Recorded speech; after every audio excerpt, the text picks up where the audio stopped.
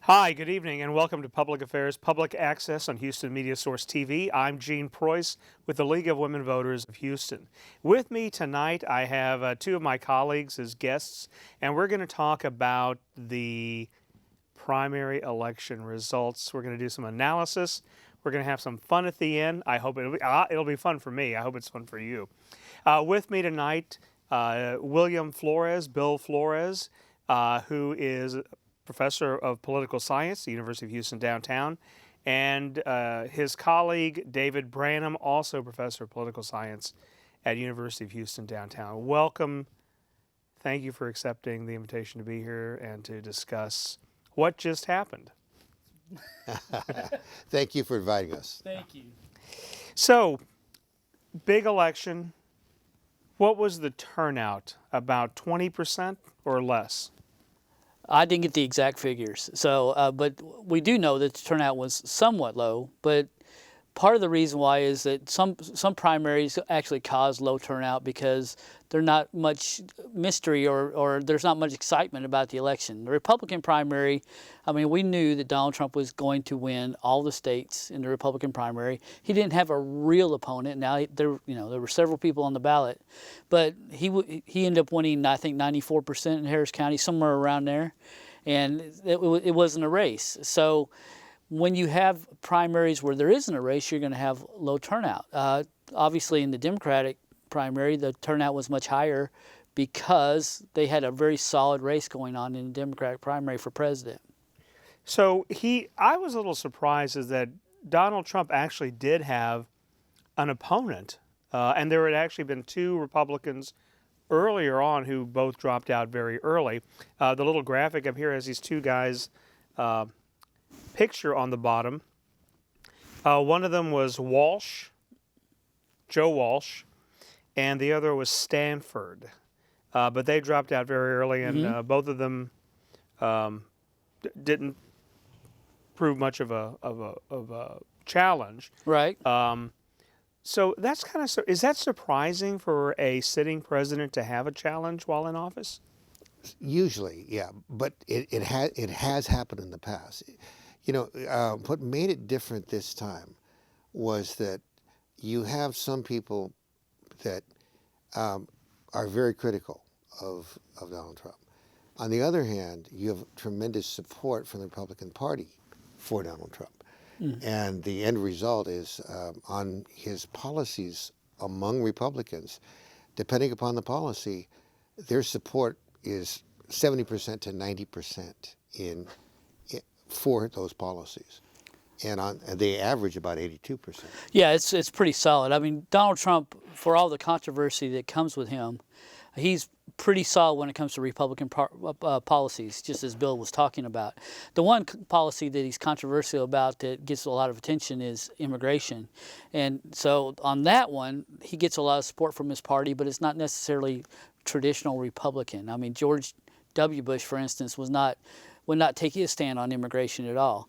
As far as the opponents go, history tells us that if you're an incumbent president and you get a strong opponent, you're in big trouble. There's been, in modern history, there's been a few times when that happened. Gerald Ford was strongly opposed by Ronald Reagan. Ted Kennedy gave Jimmy Carter a good run when he was an incumbent.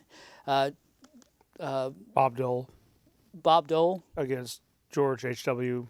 Bush. It was more Pat Buchanan. Pat Buchanan. Yeah, right. Pat Buchanan against George H.W. Bush. Every single time that an incumbent president gets a good challenge like that, they usually survive the primary. Matter of fact, in modern history, they've always survived the primary, but they've went on to lose the general election. In each case, since Truman, when you don't get that strong opponent in your primary and you get to cruise through, as Donald Trump is doing right now, in every case, the incumbent has won. So it's a very good indication of what's going to come in the election. Now, with Donald Trump, everything is kind of up in the air. We can't go to history and say history will repeat itself. But it is something that actually does matter, because the fighting and infighting that goes on in a primary, that does damage no matter who you are. And it's very tough to recover from it. When Pat Buchanan went strong after George H.W. Bush, and it said George H.W. Bush isn't a real conservative. He's too moderate. He's too moderate. Bush had to move to the right. And while he was moving to the right, Clinton, who had a big lead, started moving to the center. And Clinton grabbed a lot of that moderate vote in the general election as a result, and it helped him win. So the fact that Donald Trump doesn't have a real opponent, he really doesn't. I mean, the top opponent he has is William Weld, the only one who's actually had any experience. The fact that he doesn't have that opponent that's giving him a challenge makes the road much easier for him. So, in all honesty, everything is going in his favor right now. It's very hard to beat an incumbent for any position, isn't it? It is, and especially, if you look in Congress, if you look in the Senate, about 90% of incumbents win.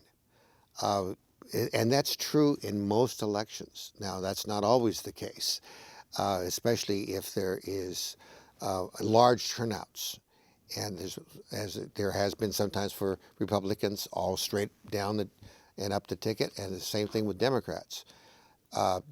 Often those at the bottom get swept in, even when they're unknown, because people are voting at the top, and there's a large turnout for whether it's a Republican or a Democrat. So you've had those situations. So you bring up an issue that has changed in Texas. We can't go in there and in and out in 5 seconds and push Democrat or Republican. How is that affected this primary bill? I think it has, because when you go in there and you see all of those names. There were a lot. And you say, oh, gee, I've met this person, but I can't remember if I'm going to support them or not. Mm-hmm. It's one thing if you could take in your phone and you can read about them or your notes. You can take in a sheet if you've marked things to remind yourself for candidates. But when you have that many candidates, what ends up happening is people stop. They'll vote for the top candidates, they'll vote for the senators or state representatives, and then one or two judges, and they stop because they don't know the other candidates. Yeah, in primaries, obviously, you can't have a straight ticket because everyone's in the same party. But when you get an election like we had in 2018, when I think there was over 100 races on the ballot, it's going to be a test of survival for a voter to go in and actually make all these votes. It will really help when it comes to name recognition. The R and the D are still going to be there. So if you want to press all the R's or you want to press all the D's, you can do it. You just got to go through and flip it. It's going to probably take you a little bit longer. The voting lines are going to be long in that situation. They better change, because that's part of the problem in the primaries with the voting lines, is when you walk in, you see a ballot full of names. You don't have an R or D to guide you, and you have to pick each person. And you go through, and I said, I can't remember, like just as Bill was saying, you can't remember. And there are people, it doesn't matter how much you know about politics. There are some races in there you're making a selection, you really don't know the people that you're actually trying to vote for. And so when it comes to elections, it's going to help incumbents, because name recognition will matter. It's going to help people who draw that top of the ballot seat, right? When you go in and draw and you're at the top of the ballot, it gives you a few extra points. If you're down there at number 12, I mean, it's going to be tough for people to find your name. How do you decide who's first? Is it alphabetical? It's a drawing. It's a draw, yeah. Okay. You know, getting back to the vote, if you went to vote in early voting,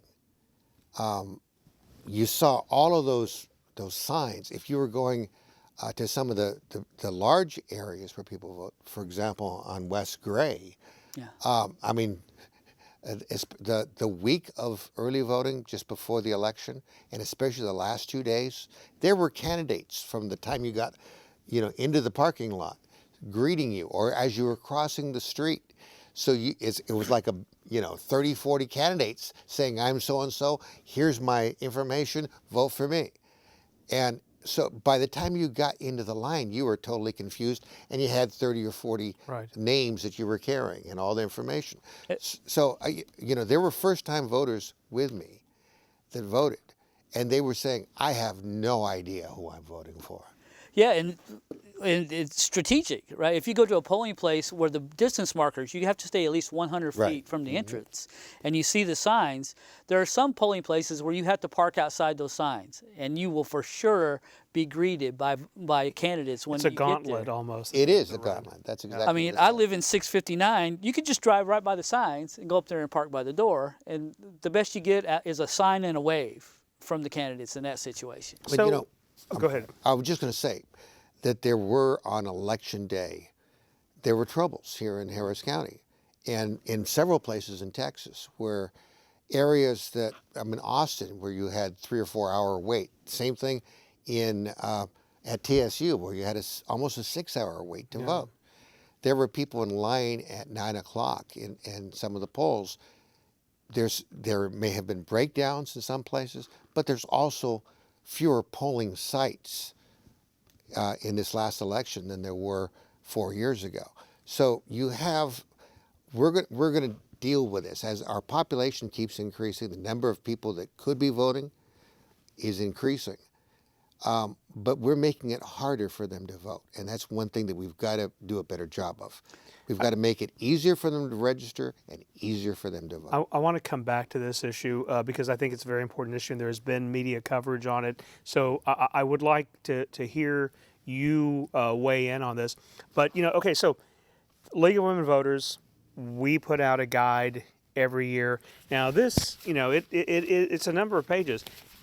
And we get in the mail other groups that we're associated with that'll tell us here's who's you should vote for. And I know my wife took those in.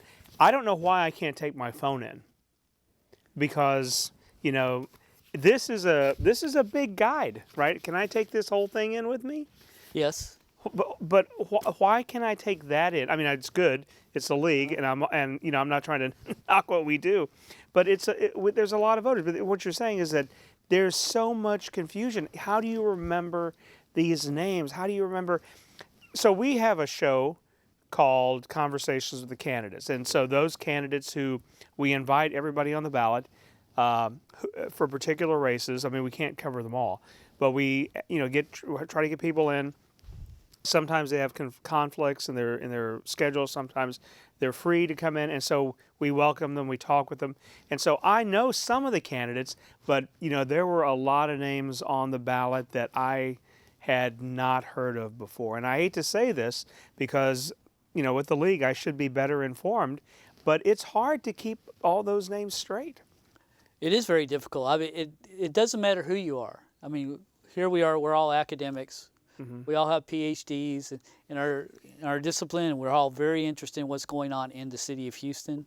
We're engaged in the public, and still keeping up with all the elections is difficult. Right, and we're the ones who are supposed to be aware of these things, and it's hard for us. How much harder is it for another person who doesn't have the time to sit and look and talk to the candidates or listen to all this, and is just trying to learn about them as quickly as they can before they go in? And I know because I've done that in the past. So it is very difficult. Well, that's the reason why turnout is so low. It's because when you get in there, why do you want to go vote? Because you have someone in mind that you think would run a political office better than another person.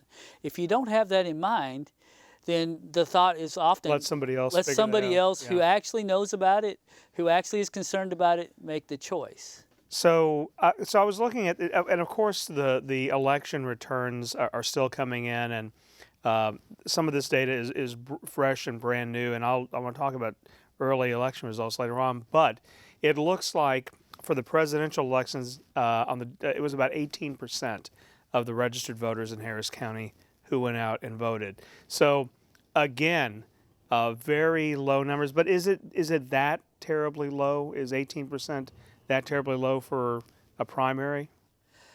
Well, it depends on what you think is terribly low. I mean, when you talk about a primary, first you have to declare a party. So before you go to the poll, you have to be thinking, I'm a Democrat or I'm a Republican. A lot of people don't realize that. They get there. There's some embarrassment sometimes. They don't want to even, they'll get to the polling place and they'll ask, are you a Democrat or Republican? And they say, I don't want to say what I am. Yeah. And they, well, you're going to have to go vote, right? exactly. That's You have right. to go vote. So they don't understand the system very well. And there's people who are very active in politics that don't understand the Texas primary system. And so that makes it difficult in the first place. So 18%, I'm not terribly concerned about it, except I think the real races this time were among the Democrats. There were very few close races among the Republicans. So, and Democrats tend to turn out less in primaries than Republicans do. Republicans overall are more likely to attend a primary when there's a big race. In this case, there wasn't a lot of big races, so I think that's the reason why the number might be down a little bit. So, Bill, let me come back to a question or an issue that you brought up, and this has been in the news. I've seen it in the national media. Harris County, they say, took polling places away from impoverished or minority voters. Is that accurate? Well, I don't know if it's accurate, but it has happened throughout the state of Texas as a whole. There are a couple policy centers, including UT Austin, that looked at the number of polling sites for the last 3 elections, and they've noticed that there are fewer polling sites. Now, does that mean that they've eliminated sites in poor districts? Again, they, according to that report, they said yes, that they have over the last 3 election cycles. But the real issue is where the population centers are. Do we have enough ballots? Do we have enough polling booths in those areas?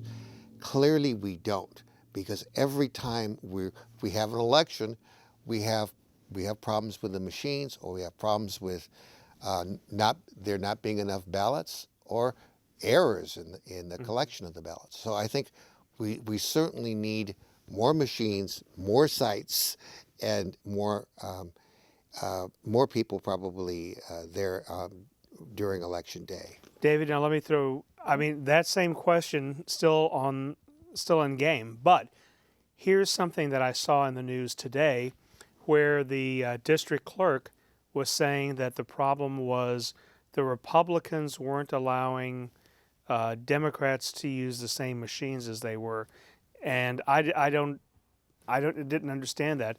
Hasn't it always been? I don't believe they did. They've always had separate machines because they're 2 separate primaries. Yeah. So I don't understand that argument. To the point. When you see maybe long I lines, misread it. I don't mean to misspeak for her or to misstate what was said, but I saw this, and I don't know how the veracity of the. I just saw it pop up. No, I'm sure, but for instance, in my precinct 658, there were separate machines for Republicans and separate machines for Democrats.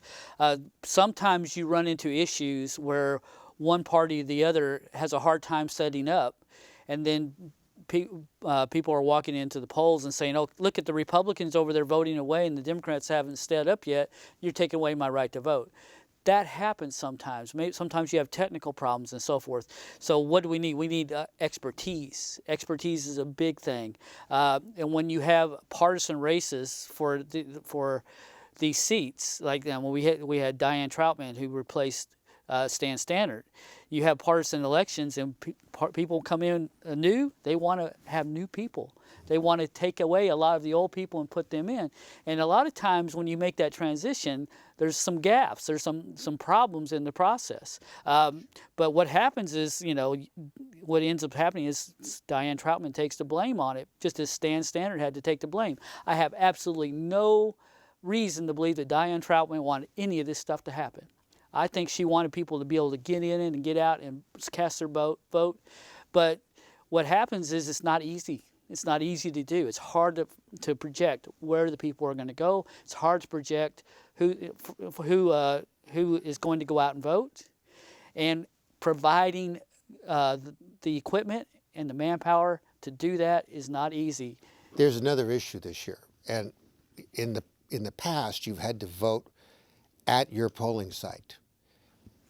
the rules change now so that you can right. so you can vote anywhere, and that's great because that means working people don't have to try to deal with all the Texas traffic. The Houston traffic is horrendous, as we know, but to get to the polling site and vote, they can go anywhere and vote. The result is that there was massive congestion at some sites. Absolutely. Right. So, and particularly downtown. So when he's taught, when David was saying, it's hard to predict. Exactly. And then add to that the fact that now people can go anywhere, it's even harder to predict, right? It is harder to predict. Let me just add that, because let's say, for example, that you thought there were going to be an equal number of people showing up for the Republicans and the Democrats, and you put 2 rooms with the same number of machines, but the line is 9 times bigger for one party than the other. That's just the result. That's a miscalculation. Yeah, it's a miscalculation. You didn't do that on purpose, but the end result is that room is empty. Yours, the other one is crowded, and you think, oh my God, how come I'm not being allowed to vote in that room? But that room's the other party.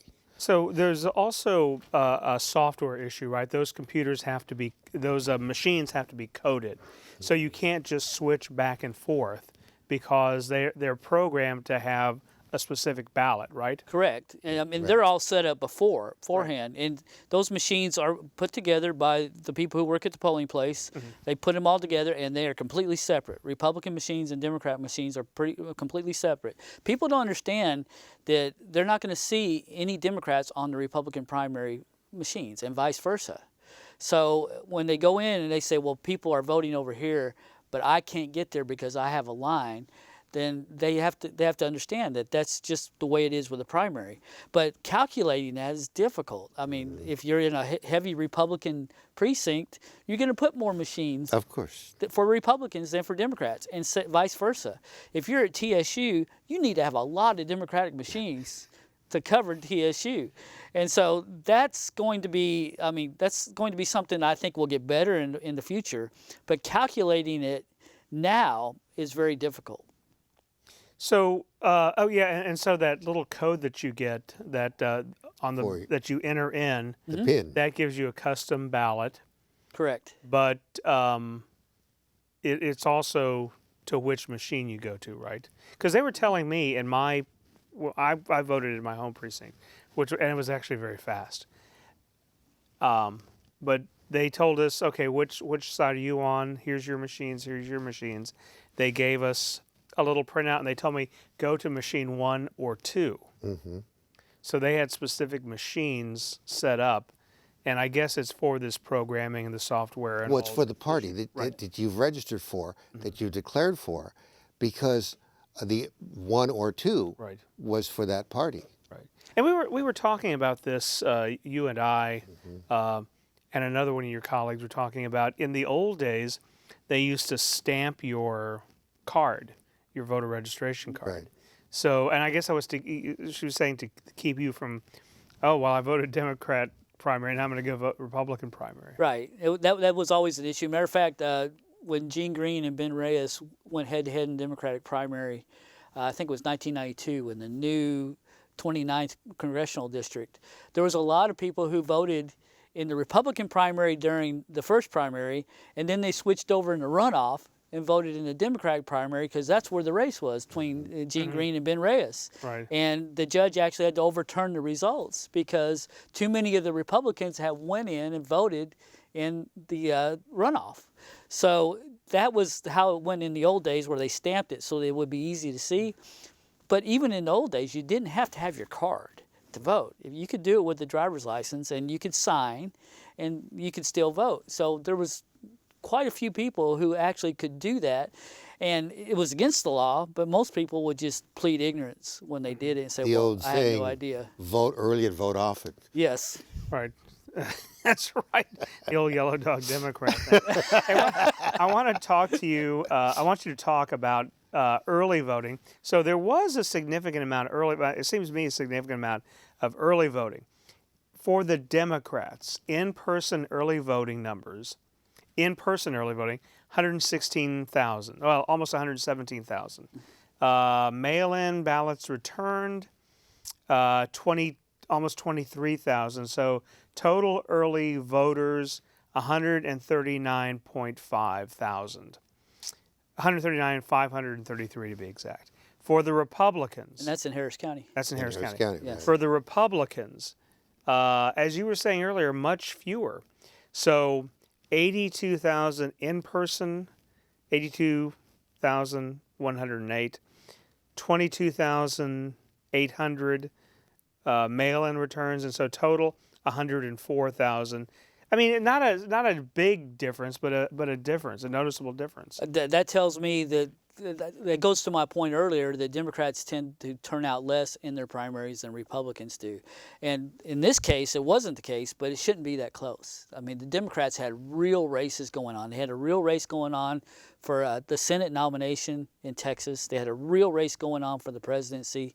It was the time to go. It was a time when, if you were a voter in a party, there were real decisions to be made. So I am surprised, still surprised a little bit at that turnout being so low and the Republican turnout being that high, because the Republicans didn't have that kind of race, but they still turned out at 104,000.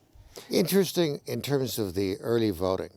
You know, one of the reasons I think people were, if you consider where we were 10 days ago versus what happened on the election day, you know, you had a number of candidates in the race for the Democratic nomination in 10 days ago. Then you had South Carolina. Biden, you know, pulls through and has a pulse again, you know, and suddenly people start dropping out. Take a look at the early voting returns, because people voted thinking but they voted before South Carolina. They voted thinking Biden's not a viable candidate. So you got about 18% of the early voting in Texas for Bloomberg. Yeah. Right. So these are people who were thinking, I've got to pick somebody that's viable. I'm seeing all these ads. He's got the money. I'm going to vote for him. Completely different race with so many candidates. Exactly. And then all of a sudden, the day before the election day, we're down to 3, really. So let's talk about this. Was this a surprise that Sanders didn't get more votes in Texas? We were looking at the results earlier. Biden got 34% here in Harris County. Sanders got 30%. But I don't know if that holds with the state turnout. But Sanders thought, I mean, everybody was saying, the media was saying, Sanders was going to be the winner in Texas, and he wasn't. And so this brings up another issue Yes. that I have seen countless times on the internet, is that the DNC, the Democratic National Convention, has it out for Bernie Sanders. It's rigged against him. Now, David, I'm going to come to something you said in another show, and I don't think you had time to respond when they asked you, what do you mean? So I'm going to give you some time now, because I know you and one of our colleagues, Christina Hughes, talks about this from time to time, is that which is more fair? The Republicans' winner-take-all, or the Democrats' the Democratic process, the Democrats' process. Yeah. So can you gentlemen talk about this, please? Well, the big thing in whether or not a primary is fair, to me, is did the most favored candidate rise to the top? Do you have an election system where the most favored candidate rises to the top? In the Democratic, to put it in very basic terms, and it's really too basic, but in basic terms, Democrats have proportional delegate counts, where basically if you get 15% of the vote in a congressional district or statewide, you're going to get some delegates for that. And the Republicans tend to be more of a winner-take-all system, where you could get as low as 25 or 30% of the vote, just be the top vote getter, and you get all the delegates from that state. I will always say that the Democratic way is more fair, because you actually have a better chance of the opponent, or excuse me, the candidate of choice to move to the top in that situation. In the Republican primary in 2016, I do not believe that Donald Trump would have won that primary had he ran against one or two other candidates. Let's say Marco Rubio versus Donald Trump. I think Rubio beats him head to head. Maybe even Ted Cruz. Jeb Bush, possibly. But the way the system was set up, where the voter with the most votes was getting all the vote. Yeah, the candidate with most. The winner-take-all system, Thank right? you. Thank you for Yeah. correcting. The candidate with most votes getting all the votes. And I think about candidates like Bush, Rubio, and Cruz were splitting a lot of votes, where a lot of people would take any one of the three instead of Trump. I think what happened in the end is that you might have got the candidate that a lot of Republicans did not like. If you were in Harris County, I think that's pretty clear, because Donald Trump ran countywide in 2016 as a Republican, and he was the lowest vote getter as far as percentage goes among all Republicans in the county. And if you think back, there were some Republicans in the county that were having a very difficult time, like Devin Anderson running for county attorney. I mean, she was in trouble. She had a lot of issues going on that were negative. She still did better than Donald Trump in Harris County. Donald Trump is not popular in Harris County among Republicans, especially on the west side of the county, more popular on the north side of the county. So what happens a lot of times is the system itself does not get the most favored candidate to the top. And when your system does that, it makes it where somebody wins who shouldn't win because they're not the most favorite candidate, then you need to step back and say, look, we need a better way to do this. Well, you know, in terms of the other question that you asked about whether it's stacked against Sanders, you know, the party developed new rules, and Sanders was part of that dialogue. His people, in fact, helped draft those rules. So these are rules that everybody participated in. Now, obviously, he didn't do as well as his people thought he would do. Even in some states that he assumed he was going to win, he didn't. Now, the part of the reason, and interestingly enough, in some of those same states, Biden hardly ran at all. In some states, he never even campaigned and didn't have staff. He may have had one or two people. Yeah. And it wasn't so much that Biden did a better job. It was more people were looking for who was the viable candidate. Interesting, here in Texas, Sanders did very well in Austin. He did very well in El Paso and San Antonio, even in Dallas. Houston, not so well. And the reality of it is that you have to look at the Texas economy. You know, we were discussing that with Christine Hughes yesterday. But the reality of it is that there are a lot of people in the energy industry and also in the medical industry, including Democrats, who are concerned that the policies that Sanders has been advocating might hurt them and their families. Right. So if that's the case, they're not going to just gravitate automatically to Sanders. Sanders assumed, and many of his people assumed that was going to be the case. Well, the same is true with the Republicans with Trump, and maybe this is one of the things is that, you know, we've got the Port of Houston, one of the fourth largest port in the world, right? Right. Tremendous amount of income, and people were concerned about his policies with shipping and trade affecting that. That affects a lot of jobs. So I think both parties in Texas have to struggle with some of those issues. Well, just very quickly, there's a lot of young voters out there who are looking at our political system, and they're mad at our system. They're mad at the establishment. Mm-hmm. And we've had two candidates in the last 4 years that were anti-establishment, right. Sanders and Trump. Right. And I think there are a lot of voters who are young who are looking in and saying, look, one of these two are my candidate. I'm not sure which. Even though ideologically they're so far apart for people who are experienced in politics. For young people, I don't think that was there. They were looking for some change in our system, some change that was better for them. And so I think a lot of young people are looking at Trump seeing what's going on, and they've been successful. Things are going well right now economically, and so I think that's part of the reason why Bernie Sanders lost a little bit of his appeal among those people. I want to remind you, watch your microphone. Am I bumping You're it? bumping it a little bit there. You're talking about the age. So I've heard Sanders on the news this morning. Sanders said one of the reasons why he didn't do as well as he was expecting in Texas and other places is because the young people didn't get out and vote. Now, the Tisch Center at Tufts University monitors age group voting, among other things. And I gave each one of you a copy. We have a screenshot. This is from the county clerk's office on the age breakdown of the voters here in Harris County. And I think I gave Bill, you have the Democrats in front of you. David has the Republicans. And who's up on the screen right now are the Democrats. So look at the age group of the Democrats. And they've got several years. The yellow one is this last election.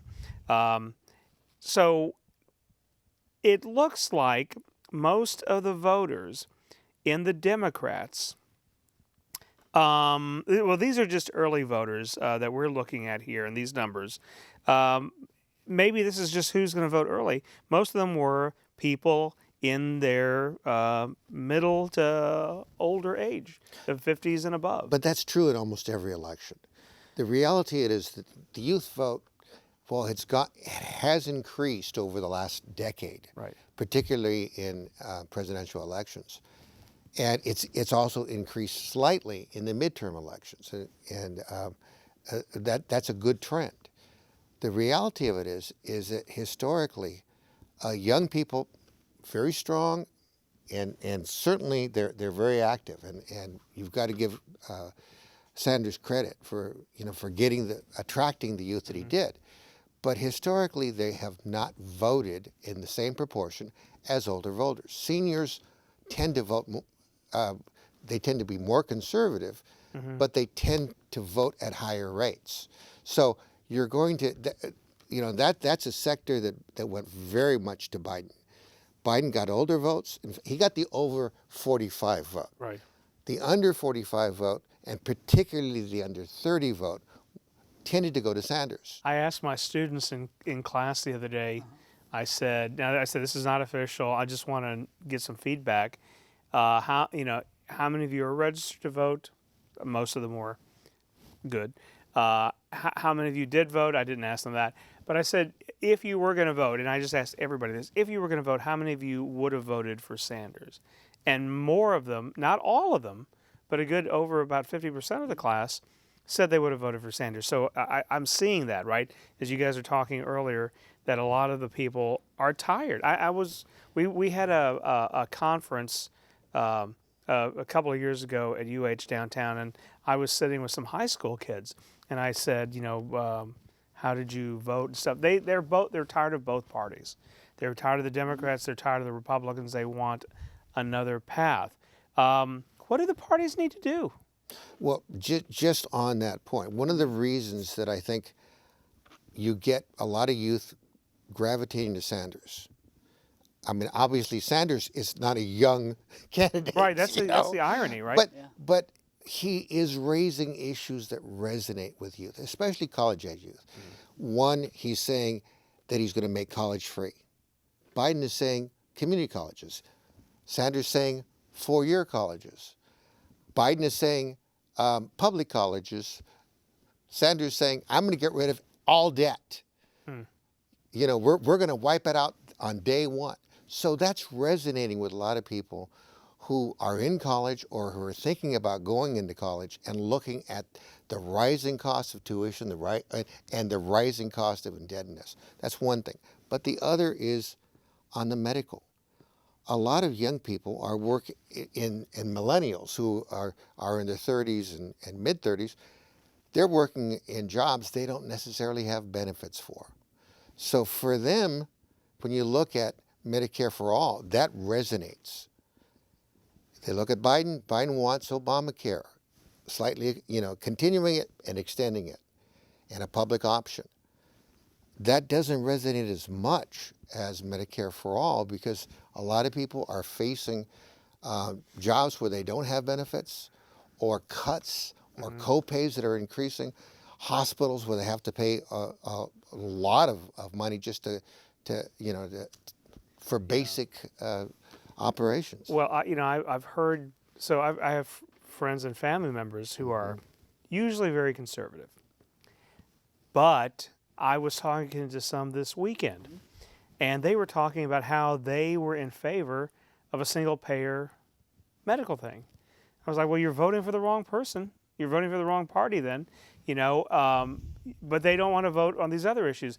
So people, I think, are very cafeteria oriented in their politics, right? They like this party's platform on this issue. They don't like this party's platform on another issue. Something you were talking about earlier, too, is that, you were talking about the West being more conservative Republican than other parts of the city, and yet we had two high-profile candidates, I think, running in that issue with very traditional anti-communist platforms or campaigns, and they didn't do very well. You're talking about Congressional District 22? Yeah, Wall and Bush. Well, Wall's in she did well. Well, she is. Well, when I was looking at the thing, she was not doing very well, but she came up with 35%, right? That's what I saw. Yeah, 35%. She did fine. I mean, she did very well. She spent a lot of money on the campaign. She's also had a lot of name recognition from because she ran before, right? Yes. Yeah. And so, and she works very hard. In all honesty, she's a very hard worker, and I think she learned a lot from her mistakes in the first campaign. She made mistakes in the first campaign, so I'll be honest. I didn't expect her to do as well as she did, but she did, and now she's in the runoff, and she's probably favored to win the Republican nomination on that side. But she's very conservative, very conservative in her politics. She's just straightforward with it. And so you can, in Republican primary, you can do that. I'm not sure the ideology is what causes Trump to be so unpopular in Harris County among Republicans. Now, I say so unpopular. Well, she ran on a very He'll Trump get the ticket. vast. Yeah, she did. And he gets the vast majority of, Republicans aren't going to tell you they don't like Donald Trump. Right. But when you get in the polling place, the numbers tell us. But I think it's not necessarily because of his ideology. I think Kathleen Wall can run on Trump ideology, and she can probably do fine among Republicans. It's other things. It's his behavior is always an issue with some people, especially educated people. Educated people do not like how he behaves a lot of times, and it makes it hard for them to support him out loud. And so I think that may be the issue more than the ideology itself. And that is an advantage for Biden. It is one of the things that, people will say, all right. People complain about Biden, too, on the same issue, right? Yes, that's right. So you have a situation where electability is a concern. People are looking for a candidate on the Democratic side who can beat Trump, but also pull some of the people that voted for Trump last time to vote this time for a Democrat. Yeah. And so when they looked at, which is one of the reasons you had all of those other candidates drop out, because they realized, all right, we're not doing as well. We don't have the resources. Here's a candidate who can win. Let's get behind him. Voters were doing that too. Right. Several colleagues that I talked to said, well, I favor this one, but I'm going to vote for this one because I think they have a better chance of beating Trump, or I don't want to waste my vote on somebody who isn't going to hit the threshold, or I just don't think that this candidate can win even though he or she is my favorite. That happened on several occasions. I heard that too. And so the strategy of it is there, but it does bring hard feelings. Joe Biden didn't win the Democratic nomination should he end up winning it, and I think he will. He didn't win it in the voting booth. He won it with behind-the-scenes deals. People would call it political chicanery. They would say the system is rigged. I wouldn't necessarily call it that, but it was deal making, and that's what got him there. Okay, I want to talk a little bit about a couple of the elections. So, in the Democratic side, District Attorney Kim Ogg 54% of the Democratic support. For the county attorney, this was a surprise. Vince Ryan, the incumbent, I was very surprised. only got 25%. Ben Rose, who was one of my guests one night, got about 24.5%.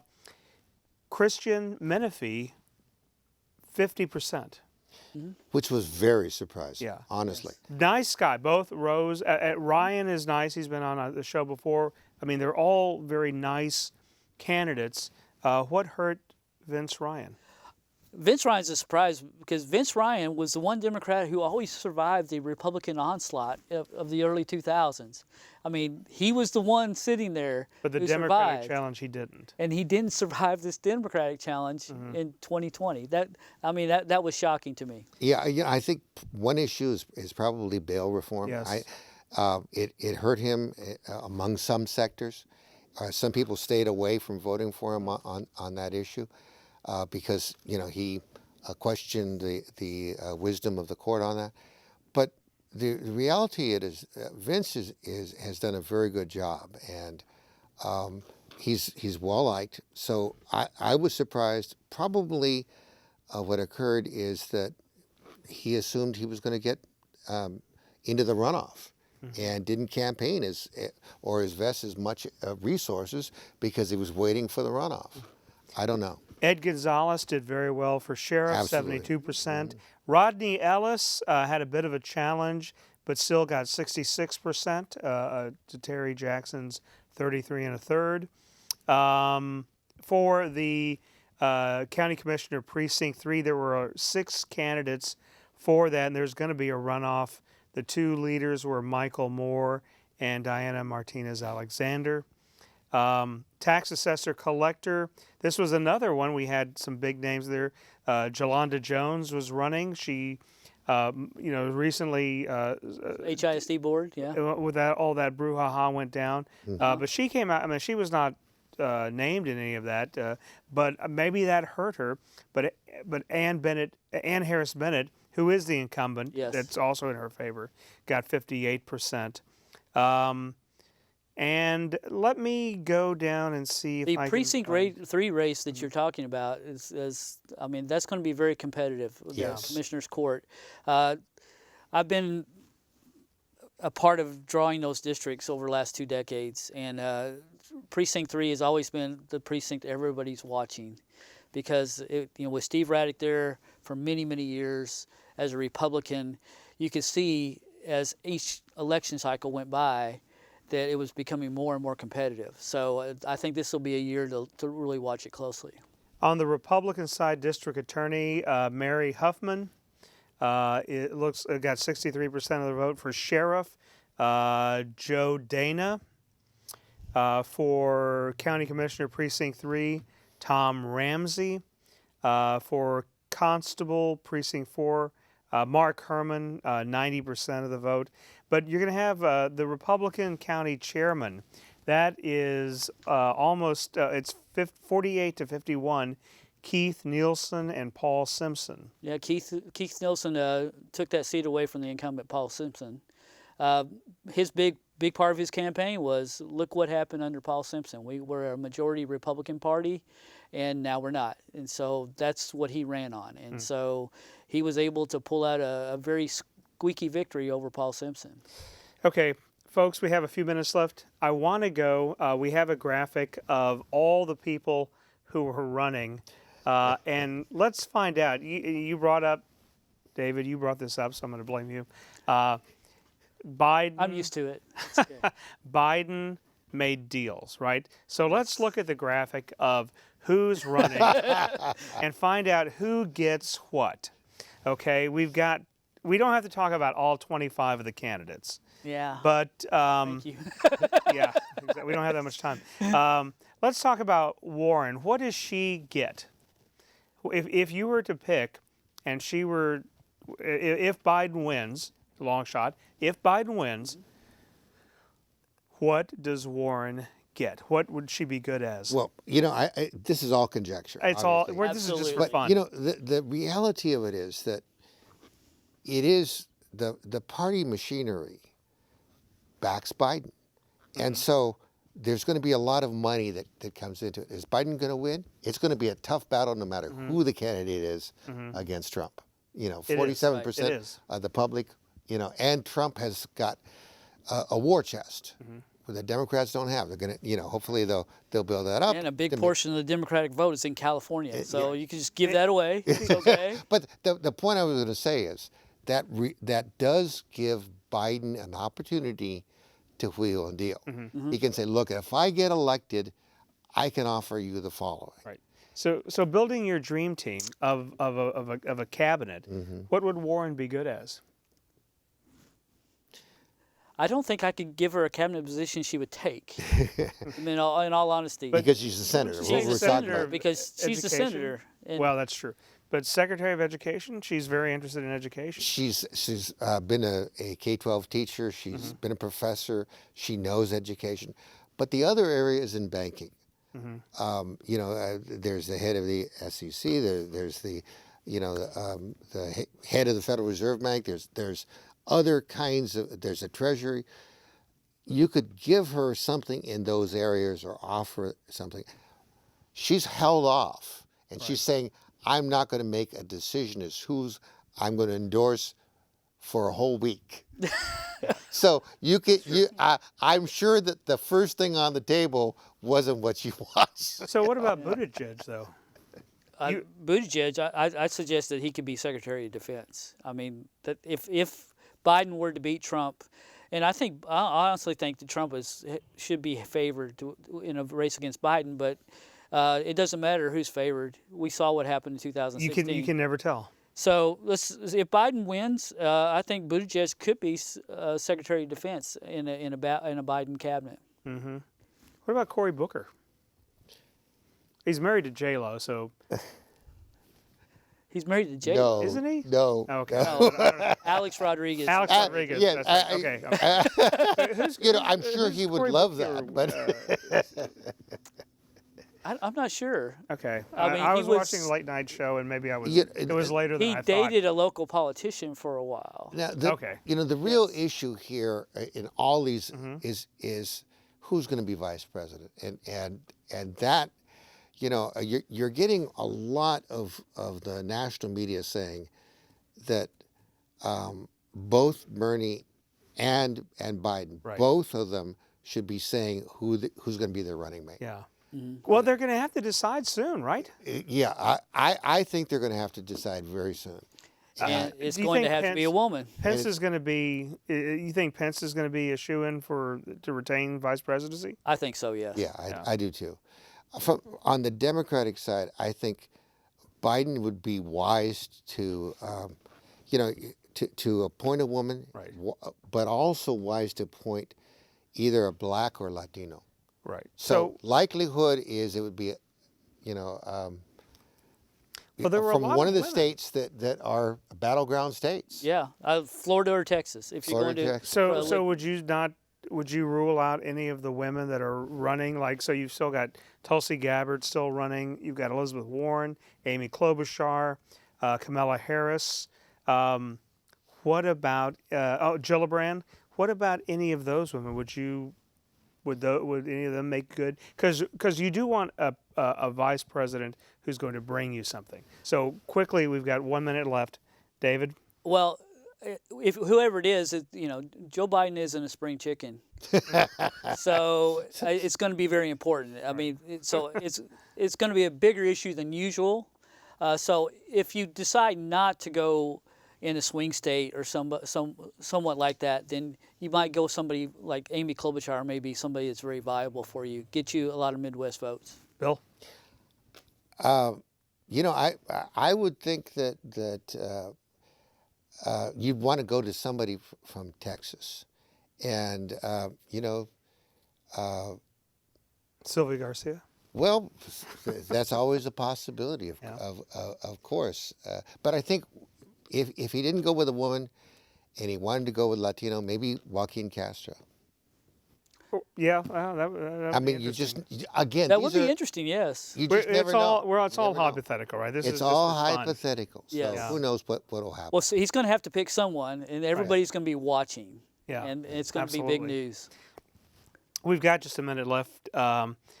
March is Women's Month and International Women's Day. And Bill, over HCC is having an event to celebrate. Can you talk a little bit about this? Well, there's two events. Okay. One is at HCC's South Campus. This is March 9th on Monday.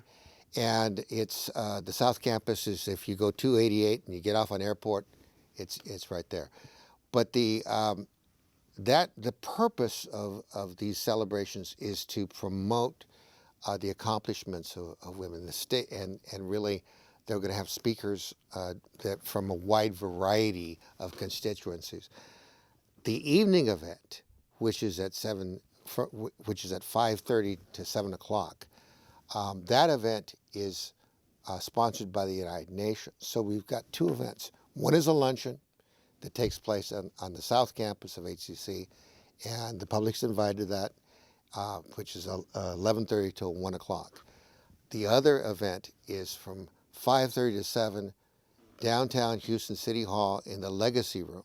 That's also the public's invited. The United Nations has been, ever since 1975, celebrating International Women's Day. And this is, an important year because it's also the 200th anniversary. 100th anniversary. Sorry, the 100th anniversary. So I know what you're going to say. Anyway, International Women's Day. Hope you can come to either one of the events. It's a way of recognizing the importance of women and how they're changing our global society. And UNA Houston will have more information about that. United Nations Absolutely. Association of Houston will have more information.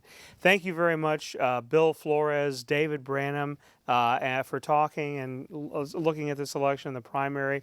Come back in April. We're going to be having a new talk. We're going to talk about family issues here on Public Affairs, Public Access on Houston Media Source TV. I'm Gene Preuss for the League of Women Voters of the Houston area. Thank you very much for watching and have a good evening.